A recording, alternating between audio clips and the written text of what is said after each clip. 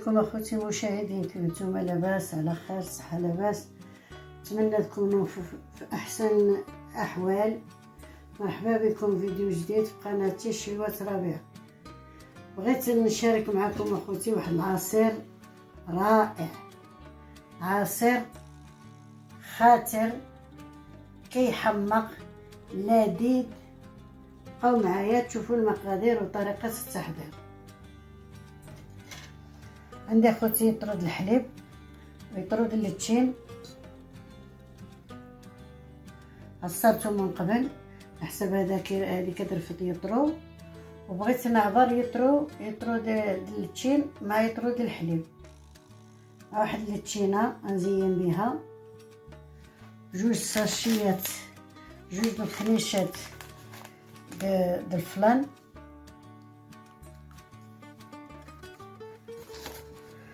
عملت هاد الخنيشات د الفلان د الفاني، كيجيو مزيونين لذاذين كيشهيو. بقاو معايا تشوفوا المقادير وطريقه التحضير. نعمل السكر، نعمل 4 معالق السكر على حسب الذوق. كاين اللي كيعجبو الحلاوه وكاين اللي ما كيعجبوش الحلاوه. غنعمل هاد الشاشيات ديال الخنيشات د الفلان.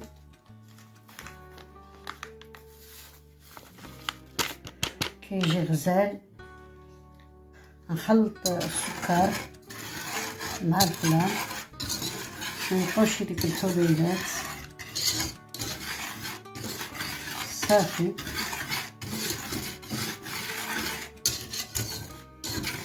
صافي دابا غنخوي الحليب،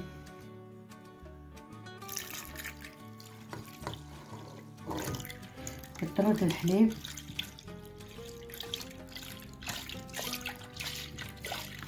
يجي غزال خاطر بنين. الروعه د العصير.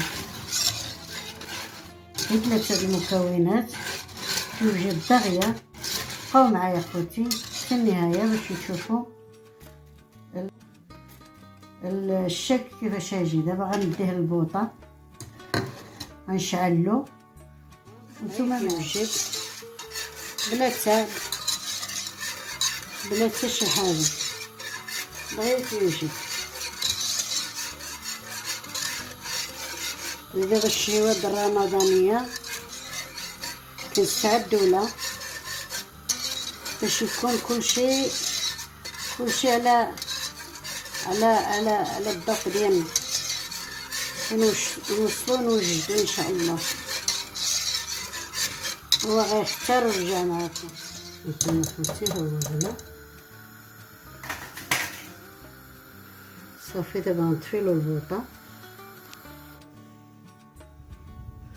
غنمشي نكبوه في المول باش يبرد، ونرجع معكم نكملو المكونات الاخرى.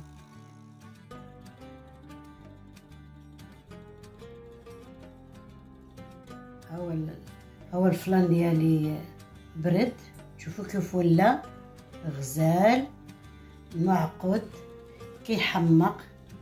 دابا غنطحنو، غنزيد عليه الليتشين، وها هو العصير ديالي واجد بالصحه والراحه.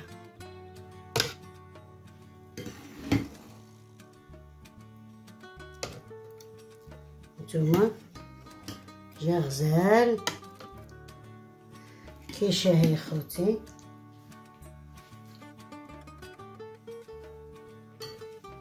غنزيد عليه الليتشين. نتوما يطرد الحليب ويطرد الليتشين، هاي جوج ديال يطرد العصير، كتجي غزاله. دابا غنطحن ورجع مع خوتي. العصير ديالي غزال جميل لذيذ بالصحه والراحه. واذا عجبكم اخوتي ما تبخلوش عليا باللايك وتفعيل الجرس باش يوصلكم كل جديد. بارطاجيو للحباب والصحاب والاصدقاء، وكنتمنى يعجبكم وبالصحة والراحة، وإلى اللقاء مع الفيديو القادم إن شاء الله جديد.